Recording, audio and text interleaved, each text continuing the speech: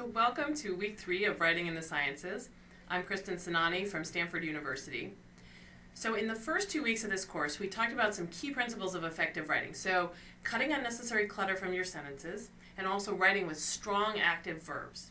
So this week, I want to continue our discussion of good writing, talking about how to improve your sentence structure, and then also moving up all the way to writing good paragraphs. For this first module, I'm going to talk about experimenting with punctuation. Now, as I've mentioned before, this is not a course in grammar or punctuation, but there are a couple key punctuation marks that I want to draw your attention to. So these are some punctuation marks that you may not have dealt with for a while. So these are the dash, the colon, the semicolon, and the parentheses. And you may not have used a lot of these recently because you may have been told somewhere along the way that it's improper to use them in scientific writing, or you just may have picked that up along the way that they don't get used often in scientific writing. And they're a little too exotic or a little too informal. However, in fact, these are perfectly fine to use in scientific writing if you use them correctly, as we're going to talk about today. And if you pick up any source of professional writing, like if you've got a magazine lying around or a book, pick it up, take a look at 1 or 2 paragraphs, and you'll notice that professional writers use these tools all the time. And that's because they're super handy. They work really well. They have a lot of functions. They're very, very useful. So one of the major uses is that they allow you to vary your sentence structure. And that's something I'm going to talk a lot about today. So that means, you know, we've been talking about, I've been showing you how to kind of strip all of this extra material out of your sentences, but that doesn't mean that I want you to write with only short and simple sentences. If you wrote just all short and simple sentences, you would see that your writing would be very boring, very monotonous. So I'm actually going to encourage you to vary your sentence structure and really pay attention to that. So that means using some complex sentences and some short and simple sentences, some long sentences, some short sentences. So vary that up. That helps improve the writing. It makes it less monotonous. It makes it more engaging for the reader. It's very, very hard to vary your sentence structure and make interesting sentence structure and write complex sentences if you don't use some of these punctuation marks. If you are limited to just commas and periods, there's not going to be a lot you can do. So the dash, the colon, the semicolon, and the parentheses are ways that you can get creative with your sentence structure and make some nice, interesting, complex sentences. So I'm going to give you an example of the kind of thing that I'm talking about here. So I'm going to give you an example of something that I edited where I used a colon to actually take 3 sentences and draw it into a single sentence. So for the most part so far, again, I've been sort of stripping things from our sentences. Today we're going to do something a little different, which is to aggregate multiple sentences into a single sentence where it's appropriate. That means I'm going to have a more complex sentence at the end of the day, but it's going to be more efficient because it's going to get the idea across in a single sentence. It's also going to be a little bit more interesting to read because of the variety in the sentence structure. So here's the original thing that I was editing. It said, many types of cells and tissues develop a kind of directionality. Certain events happen toward one end of the cell or tissue or the other. It's a phenomenon called cell polarity. So it's okay. It's, you know, it's kind of simple language, but it's a little bit boring, right? You know, they kind of, all those sentences have the same kind of simple structure to them. And really the purpose of those 3 sentences is simply to tell you what cell polarity is. So it doesn't seem like we really need to have 3 separate sentences there. So what I did when I was editing this was to use a colon to introduce the definition of cell polarity and to kind of pull all these little pieces that the author wants to get in, to pull them all together. You can see that I actually didn't change a heck of a lot from the original other than to kind of pull everything together, and in doing so I was able to drop a few words. So it says many cells and tissues develop a kind of directionality called cell polarity, colon, I'm setting up the definition, certain events happen toward one end of the cell or tissue. So there's probably even more we could edit out of that sentence, but you can see that I pulled everything together into a single sentence. It's got a colon to set up that definition. Now we only need 1 sentence, and it's a little bit more interesting to read because it's got this variety, having this colon in there where you have to take a pause. It's a little bit more interesting. So this is the kind of thing we're going to be talking about today. So just to kind of ground you in the different types of punctuation I'm going to be talking about today. Here are the punctuation marks that we have at our disposal, and here is their power to separate, in the words of Strunk and White. So Strunk and White talk about their power to separate, and that's a good way to put it, I think. So you're probably all really adept at using the comma and the period. So the comma has the least power to separate, and the period, of course, has the most power to separate. But in between the comma and the period, there are these 4 other really fun and useful punctuation marks that you can use to place pauses and breaks in your sentences. So the comma has the least power to separate. That means it's the shortest little pause. It's just kind of a brief pause in your sentence. The colon is a bigger pause. So you're going to take a little bit of a bigger pause, a bigger break. The dash is an even bigger pause. And I love the dash, as you're going to see. It has a lot of great uses. It allows you to actually kind of just drop whole descriptions, whole explanations right in the middle of your sentence, and your reader's totally okay with it. We're not going to overuse the dash, but it is a really cool punctuation mark. So it's a pretty abrupt power to separate, a pretty abrupt pause there. Then a parenthesis, of course, is something where you're actually inserting something extra into the sentence, so it's a really big pause. A semicolon actually demarcates the boundary between 2 separate sentences that you want to connect in a way. But there's really kind of a fairly big pause because they're actually considered 2 separate sentences. And then a period, of course, is a complete stop. So that's your biggest pause. So that's sort of the order of how these punctuation marks go in terms of their power to separate. Now, the other thing to talk about is that there is a little bit of difference in terms of the formality. And this is why you may have been told before not to use some of these punctuation marks. But in general, the dash and the parentheses are considered slightly less informal than the comma, colon, semicolon, and period. So that's why you may have in the past been somewhat discouraged from using the dash and parentheses. So they are a little bit less formal, but that doesn't mean that you can't use them at all in your scientific writing. Again, if you look at professional writing, professional writers use these all the time, the dash and the parentheses. It just means that you have to use them a little bit sparingly. You don't want to overdo it with the dash and the parentheses. And we'll be talking more about that as we go along here. All right, so I'm going to start with the semicolon. That's the one that you're probably all the most comfortable with. So the semicolon is used to connect 2 independent clauses. It's basically bringing together 2 kind of small sentences that you want to connect or join in some way. I am going to be using the word clause today, in case you don't know what that is.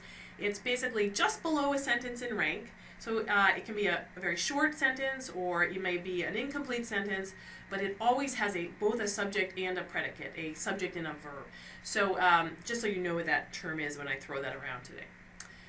So here's a couple of examples of the use of the semicolon to join 2 independent clauses. So it says, Kennedy could be a cold and vain man, and he led a life of privilege. But he knew something about the world. He also cared about it. So notice the use of the semicolon in that second sentence. You're getting this separation of these 2 ideas. He knew something about the world. He also cared about it. There's a kind of a pause there, and it kind of puts emphasis on the he also cared about it. You can think about how this would have worked or it wouldn't have worked as well had other punctuation marks been used there.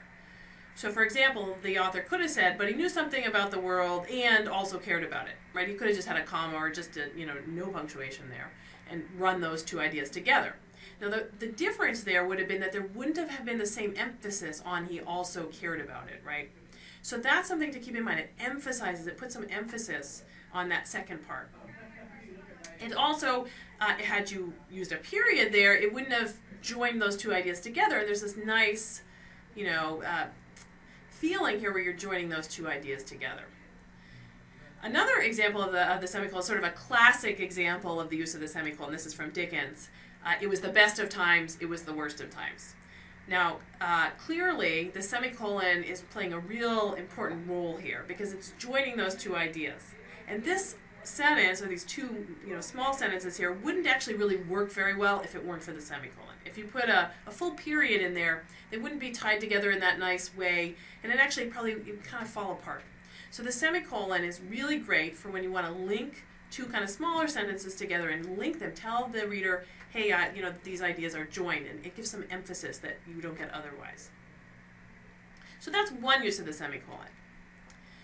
The other use of the semicolon that's going to be common in scientific writing is that semicolons are sometimes used to separate items in a list, and specifically when you've got a list of items where the items in the list contain internal punctuation. So that means that there might be commas within the items in the list.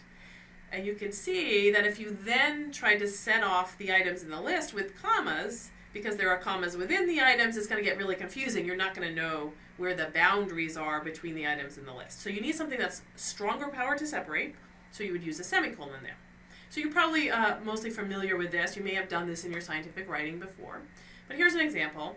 They dramatically reduced the number of series in production. Notice the use of a colon here. We're going to get to a colon next. In 1935, 14 series were circulating. Notice the internal comma there, hence you need the semicolon to separate the item in the list. In 1949, by 1980, when the syndicate was in its final years, only 4. So you can see because of the internal commas there, you clearly need a semicolon to demarcate the boundaries of the items in the list. So that's another use of the semicolon that you may frequently find you need. Okay, next thing, moving along to the parentheses. So the parentheses is used to insert an afterthought, an explanation, some additional details, to insert it into a passage, usually into a sentence, that is grammatically complete without it. And it might be, you might be inserting a word or a phrase, or you might even be inserting a whole sentence into a passage. So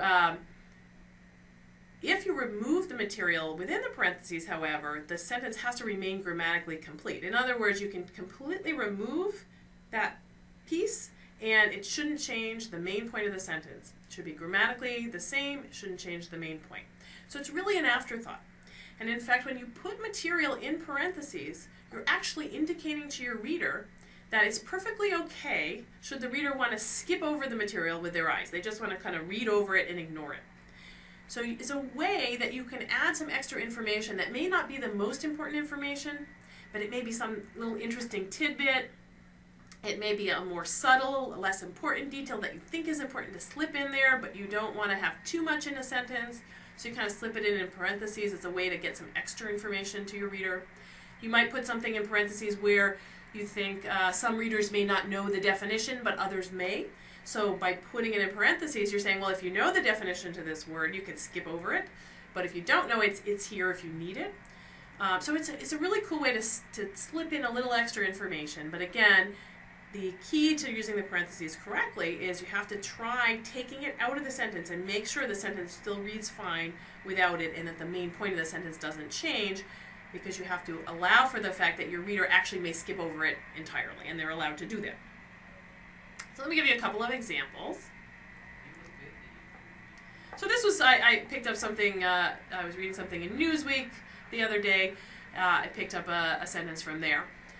So it says, what kind of teenager beats up the misfit sissy kid, pinning him down and violently cutting his hair with a pair of school scissors? Note the use of a dash here. The incident from Romney's youth that the Washington Post famously reported, and Romney famously didn't really deny, back in May. So notice that the author here has slipped in a little piece of information that he wants to clue you into, but it's not necessary, again, that that piece be in there. You could take that piece out completely and it would read fine, and it's not absolutely essential. So the incident from Romney's youth that the Washington Post famously reported back in May, that would read fine. But the author really wants to give you this little extra piece of information, so he's kind of sliding it in there. Because it's in parentheses, you can get more things in the sentence that you wouldn't have otherwise been able to fit in. Here's an example. This was actually from an article I was writing about statistics, and I slipped in a little, sort of a joke. I was trying to be a little funny, so again, I've encouraged you to take some risks in your writing, so I don't know if this joke came off all right or not, but anyway, I slipped it in there with some parentheses. So it says, this is troubling because while there are plausible biological stories to connect red meat with cancer and heart disease, it seems unlikely that eating too much red meat could directly cause accidents and injuries. And then here's my little, trying to entertain the reader a bit. Unless, as one of my students quipped, red meat eaters are swerving to avoid cows. So this was an article about statistics about confounding. Anyway, I slipped that in there with some parentheses. All right, so moving to the colon. Now the colon has several uses. You can use a colon. Colon always has to come after a clause. So again, that means you have to have a subject and a verb, a subject and a predicate. So you always have that before the colon, and then the colon often introduces a list, or it might introduce a quote, we don't use so many quotes in scientific writing, but if you are using quotes, you can use a colon to introduce it. Or it might introduce an explanation, a conclusion, or an amplification, and I'm going to give you some examples of all of those to show you what I mean. And Strunk and White, I'm going to refer a lot in this lecture to Strunk and White. They have some great material on these different punctuation marks, and I'll give you the reference at the end if you want to go and look at Strunk and White online. And they say the colon has more effect than the comma, less power to separate than the semicolon, and more formality than the dash. So again, as I told you, the colon is more powerful than the comma in terms of its ability to separate, but the semicolon has more power than a colon. And the semicolon and the colon are considered a little bit more formal than the dash. Here's an example of using a colon for both a list and sort of an amplification. So it says, Washington has a simple solution to most governments it doesn't like. Isolate them, slap sanctions on them, and wait for their downfall. So this is introducing it's a list, and it's also a bit of an amplification. This was something I must have been reading, I think, in Newsweek. Here's another example. This one's actually kind of setting up a punchline. So it says, the woman suffers from lack of experience and a chronic democratic disease.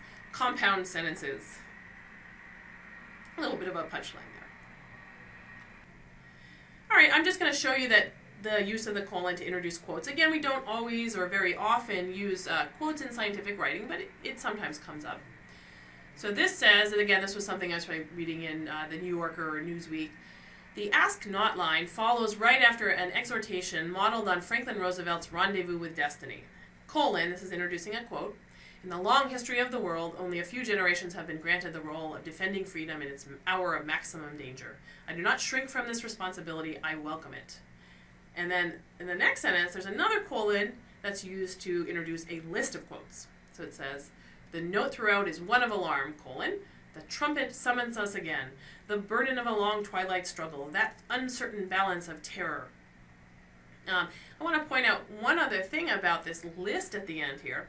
So notice that that's a list of 3 things. So the author was trying to pick out some examples of quotes from this speech to illustrate a point. And he picked and decided to include in his list 3 examples. Now he could have picked 2 of those examples. He could have picked, there's probably way more in the speech that he could have picked. He could have picked 4, he could have picked 5. But notice that oftentimes when an author is giving you a list of things, especially examples, they'll often limit it to 3 things. And this gets to a principle that I want to mention to you, which is called the rule of 3s. So the rule of 3s is used when you're making lists or giving examples in your writing. It's a rule of thumb. It doesn't mean you always have to use 3. But when you're in doubt, when you're not sure, or there's some ambiguity about how many is the correct number to include, default to 3. And the idea here is that kind of 3 is just the ideal number of examples or items in a list. And the reason is that if you only put 2 items or 2 examples, there's a feeling that it's not enough, right? It's not giving enough evidence. It's only a pair of examples. It's not quite sufficient. However, if you go up to 4 or 5, you're kind of burdening your reader. It's a little bit of overkill. So there's this thought that 3 is kind of the perfect number for these kinds of situations. Again, that doesn't mean that there's plenty of lists you're going to have that have 4 or 5 items. But if there's some ambiguity, if you get to make a choice on how many items, and it's a little bit kind of random how many, whether you include 3 or 4, default to 3, because that's kind of the most pleasing number. So here's an example. I gave you a similar example of a sentence similar to this earlier to illustrate the use of semicolons in a list, but let me use this sentence again to illustrate the point that they happen to pick exactly 3 numbers here. So they gradually reduced the number of employees. In 1980, the company had 300 employees. In 1995, 150. By 2005, when the company was in its final years, only 11.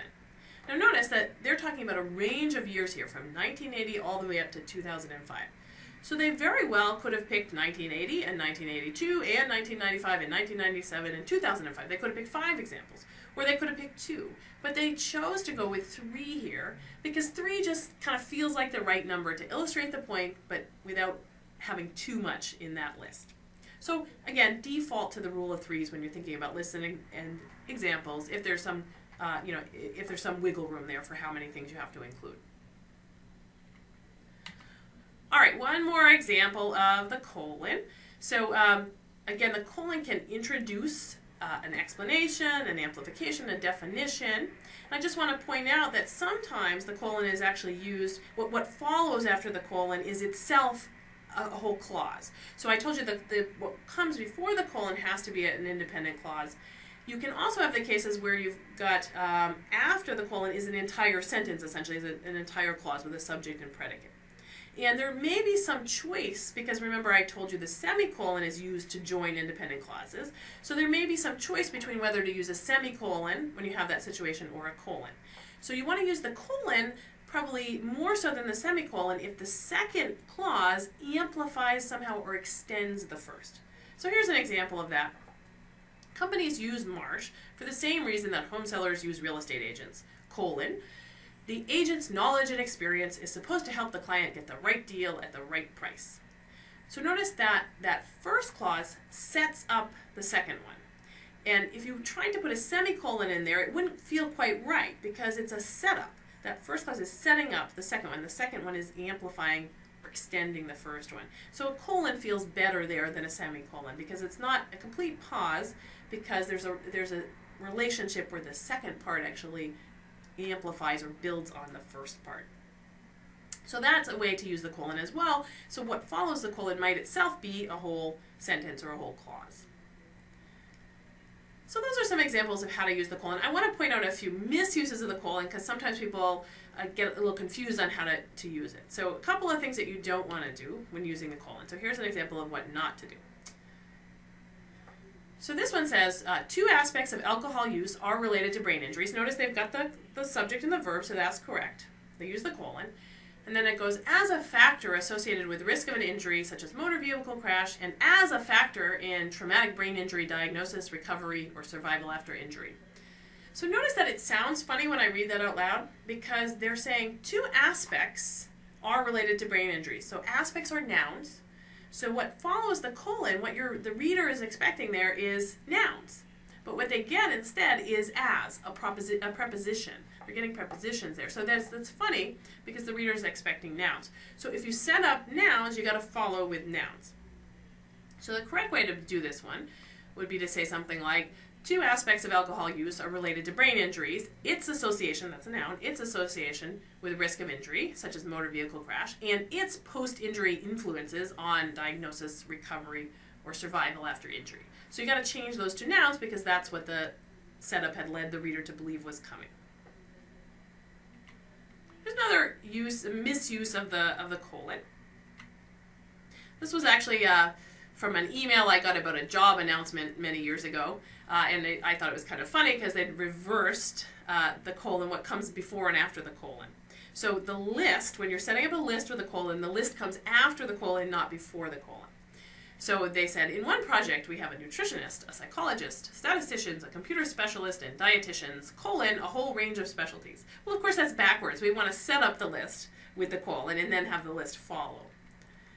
So correct would be, in one project, we have a whole range of specialties, a nutritionist, a psychologist, statisticians, a computer specialist, and dietitians. It's interesting that they have multiple statisticians and multiple dietitians, but only one of each of the others. I think this was a job advertisement for statistics, actually. So just be careful on the colon because sometimes it is misused. All right, I'm going to end here with my favorite punctuation mark, which is the dash. You can use the dash to add emphasis or to insert kind of an abrupt definition or description, and you can really kind of drop anything you want in the middle of the sentence by setting it off with dashes. And so it's really kind of a nifty tool because it's very versatile. So you have an extra little thought you want to drop in, an extra description, you can kind of just insert it in and it very neatly works. The reader's okay with that kind of abrupt break, that interruption to the sentence. The reader's okay with it. So it's really a cool tool. I will warn you, however, that you don't want to overuse it because, as I mentioned, it's considered just a little bit less formal than the other punctuation marks. And if you overuse it, it also really loses its impact. And so I can remember when I was taking my very first journalism class, the instructor told us that it was okay to use the dash. And I thought this was just the greatest liberation to be able to write with a dash. So I was using dashes all over the place. And in my very first assignment that I turned into my editor for an internship I was doing, I got a little note back on the top that said you can't use the dash so much. So I learned quickly to not overuse the dash. So you have to be a little bit careful to use it sparingly, but it's a really great tool when you need it. And Strunk and White say a dash is a mark of separation stronger than a comma, less formal than a colon, and more relaxed than parentheses, kind of indicating it's, more relaxed. Again, it's kind of this abrupt interruption. And they do warn you to use a dash only when a more common mark of punctuation seems inadequate. So again, use this sparingly, kind of reserve this tool for the really tough jobs. But do use it because it's a great tool. So I'm going to show you a bunch of examples of how this dash works. So here's an example. This is an example where using the dash kind of adds emphasis to the part that's in the dash. So the drugs did more than prevent new fat accumulation. They also triggered overweight mice to shed significant amounts of fat, dash, up to half their body weight. So notice how the use of the dash here really emphasizes how big that effect size was. Here's another example of the dash. Again, the dashes can be used to kind of just drop things into the sentence, some extra information that you want to get in there. So it says, to establish that the marrow cells, also called adult stem cells or endothelial precursor cells, can colonize the eye, Friedlander and his colleagues first transplanted stem cells from an adult mouse into the eyes of a newborn mouse. So notice that the author here is sticking some extra information, telling you what else marrow cells are called, alerting you to these other names for marrow cells by sticking it in the dash. Now, there are other options, right? The author there might have chosen to put that information in parentheses. But again, if they put it in parentheses, they're indicating to the reader that it's not as important. So this author thought it was really important to make the point that, hey, marrow cells, which we also call stem cells, which is, a word that many people might know, it was important to make that point. So he wanted to get that extra information in, so he used a dash. Now, I want to look at how the feel of these sentences would change if you, instead of using a dash, chose some other punctuation mark like a parentheses or a comma. So let's go back to that first example and try it with a comma instead. You're going to notice it's kind of clunky and long. So if I replace the dash here with a comma, we get the drugs did more than prevent new fat accumulation. They also triggered overweight mice to shed significant amounts of fat, up to half their body weight. It kind of takes away the emphasis on the up to half their body weight. It makes it a little bit more clunky there. And of course, if you use commas to separate that extra information in this second sentence, that's going to almost make this a run-on sentence. There's just too much going on in this sentence. There isn't an abrupt enough pause. So to establish that the marrow cells, also called adult stem cells or endothelial precursor cells, can colonize the eye, Friedlander and his colleagues first transplanted, it just becomes really long and clunky. So you need something more powerful to separate right there. All right, a couple more examples of the dash. Oh, well, let me show you actually first with the parentheses instead. If you used a parentheses in those two examples rather than a dash. So in that first example, if I use a dash for up to half their body weight, remember that put emphasis. If I use a parentheses here instead, it kind of completely buries the information. It's like, oh, it's up to half their body weight. Like that isn't important or exciting or interesting. Where in fact, that's the most important and interesting part, that it was so big. Now, if you put the material in that second sentence within parentheses, again, that's not necessarily wrong in this case. It's just indicating to the reader that that's inessential information.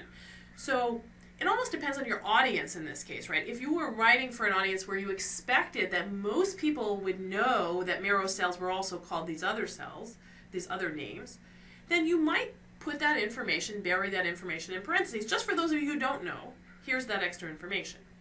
However, if you were writing to an audience where you thought most of them wouldn't know these alternate names for marrow cells, which in this case the author was, then setting them out with dashes is more effective because it forces the reader to look at those and think about those carefully. So when you put in parentheses here, again, you're kind of saying, well, I'm expecting most readers already know this. In this case, the author didn't think most of the readers would know that piece of information. All right, a few more examples. So here's another sentence where a dash was used. So researchers who study shipworms say these mislabeled animals, they're clams, not worms, are actually a scientific treasure. So this use of the dash adds emphasis to that cute little interesting fact that these shipworms are actually not worms at all, but they're clams. So it's a way to drop this extra information in a kind of a cute little way.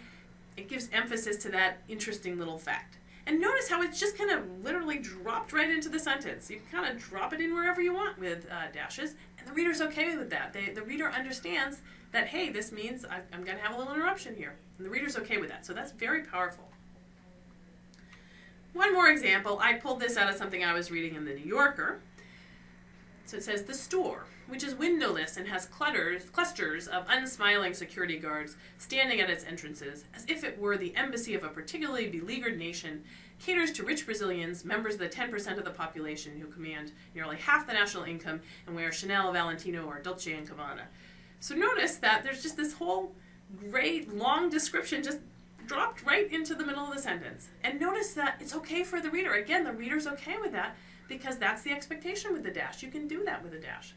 And notice also that last week I talked about keeping the subject and the main verb of the sentence up together close to the beginning of the sentence. So you might think that this sentence actually kind of violates that rule, right? The store, and then we get all this description, and then caters. But in fact, because it's set off in dashes, the reader's okay with that. The reader is okay with you putting the verb afterwards. It works just fine. It's a long sentence, but it works. So you can violate that rule if you're setting things off in dashes like that. So it's a way to insert a long description. So let me just show you what would happen if instead of using a dash in those two instances, I used a comma or a parentheses instead. So with commas instead, go to that first sentence. Researchers who study shipworms say these mislabeled animals, their clams, not worms, are actually a scientific treasure. Well, that's a run-on sentence, right? Commas aren't strong enough to set off an entire clause here. So clearly, commas are not going to work. And then in that second sentence, again, it's getting really long-winded. The store, which is windowless and has clusters of unsmiling blah, blah, blah, it's running on, and your reader's going to get lost. Your reader's especially going to get lost here because you get this really long description with several commas in it, and you don't get to the verb until caters, and this is a case where the verb now is too far from the subject because you have too much in between where it's not clearly demarcated and set off with dashes. So this is going to lose the reader. It's too long-winded without an abrupt pause. How about if we use parentheses instead? So with parentheses instead, in that first sentence, you could, right? You could set that information off, their clams, not worms, in parentheses, just as kind of extra information. But notice there's a couple of problems with that. It buries the information, and this is kind of a really cute little interesting fact. Also, if you read it without if you take the material in parentheses out, if you read researchers who study shipworms say these mislabeled animals are actually a scientific treasure, you are assuming that the reader also already knows why they're mislabeled, right? You're assuming that the reader has that piece of information, so they don't need you to put it there. It's extra information. So that's an assumption you probably shouldn't make because probably most readers don't actually know that fact. So the parentheses aren't great here because they really bury the information and they're assuming too much of the reader. And if you use parentheses with that second example from the story from the New Yorker, the store, which is windowless and has blah, blah, blah, if you put that whole beautiful description in parentheses, it just completely takes away from the description as if that description is not important. So that really doesn't work either. All right, so I'm going to give one more example of the use of the dash to end on here. But this one you have to bear with me a little bit because it takes a little bit of setup before I get to this sentence. I have to give you a little bit of background for you to understand just how great this sentence is. So you need to know a little bit about baseball, not too much about baseball, but a little bit about baseball here. So I'm going to give you the background. So I'm not a particularly big baseball fan or anything, but I did grow up in New England, and so therefore I am a diehard Red Sox fan. So probably most of you are familiar with the Red Sox, and you probably have heard that at one time the Red Sox sort of were thought to have a curse on them. So the Red Sox went 86 years without winning a World Series, and they were said to have a curse, and it was because basically it wasn't just that they didn't win the World Series and had this long dry spell period. It was that they got within a hair's breadth of winning the World Series several times, and then they just lost it on the stupidest errors. And so they got really, really close, and they thought they were cursed because they should have won, but they didn't. And so many of you may recall, I was old enough to, I am old enough to actually recall when this happened in 1986, a near miss. And so the Red Sox were ahead in the World Series. They were one game ahead in the World Series. It's game 6, and so the way the World Series works is you have to win 4. So they had won 3 already. If they won this game, they would win the World Series. It was against the Mets. And they got to the 10th inning. They were ahead. They had, they'd gotten ahead in the 10th inning. So all they had to do was get the other team out. They're 2 outs down, 1 out to go. It's pretty much over, right? The TV announcers popping the champagne. My whole family, I was pretty young then, my whole family went to bed. We thought it was over. It was late. Just 1 little out to go. Well, what happens, of course, for those of you who know, or if you don't know, it's a routine grounder. Should have been caught, should have been an easy out. But what happens? The ball goes through, this is the infamous error by Bill Buckner. The ball goes through Bill Buckner's legs. They don't get the out. The Mets go on to win that game. Not only that, but they then go on to win the next game in the series. They win the World Series. The Red Sox, who were this close, lost it. So that's sort of the history of the Red Sox that you need to know to kind of understand this example I'm going to give. So I'm going to dial forward now to 2004. So in 2004, the Red Sox finally, after 86 years, won the World Series. And it was done in dramatic fashion. So they were down 3 games in the American League Series, and they came back to win 4 in a row against the Yankees, so they made it to the World Series.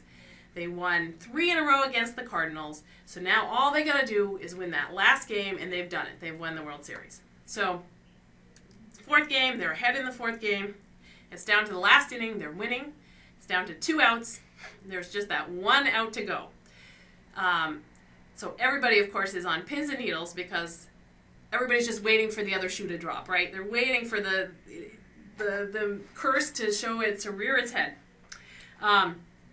So the batter comes up. It's a routine grounder to the pitcher. The pitcher picks it up, and now normally in these kinds of cases, you would throw the ball to the first baseman, and it's not a very long distance. The baseman would catch it, and that would be it. Pitcher doesn't do that, right? The pitcher knows the whole history of the Red Sox. Doesn't want to take the chance that something's going to go wrong in the middle of that toss to first base. So literally, the pitcher kind of trots right up to the first baseman, gets about as close as he can to the first baseman, and tosses the ball underhanded into the first baseman's glove. Literally just got as close as he could to make sure that it made it into that guy's glove. He made the out, and it was as careful as he possibly could be. So he made the out. They did win the World Series.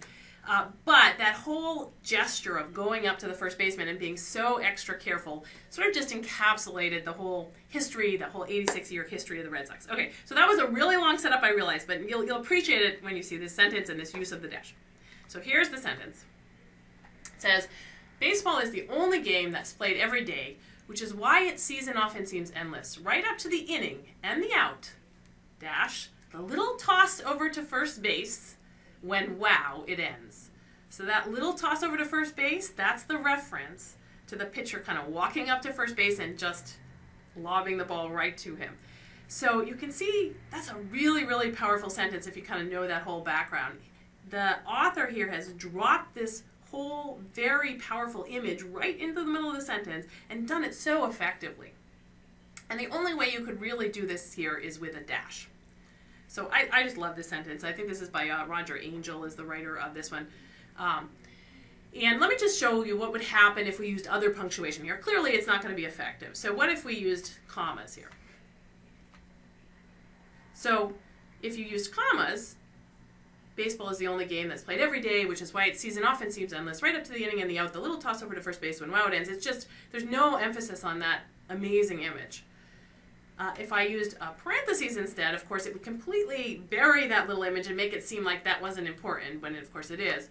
So you can see that parentheses isn't strong enough here either. It's like that image wasn't this powerful image.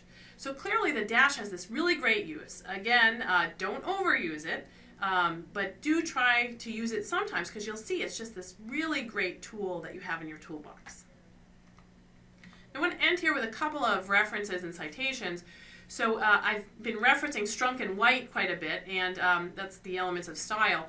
You can actually access the entire text of that online. So if you have some extra time, you can go to that link there, and you can read Strunk and White, and it probably wouldn't take you more than a couple of hours. It's pretty short. And they go over a lot of the same kinds of things that I'm talking about in this class, but it's a really good reference. The other thing I'm going to put on this slide here is, as I mentioned a couple weeks ago, I don't usually give exact citations for these little snippets, these little sentences that I pull from here and there. But today, since most of the sentences I was showing were examples of the good use of punctuation and good writing, I wanted to just acknowledge the various authors from which I pulled those little sentences. Those were mostly from Newsweek and the New Yorker and a couple of other sources. The preceding program is copyrighted by the Board of Trustees of the Leland Stanford Junior University. Please visit us at med.stanford.edu.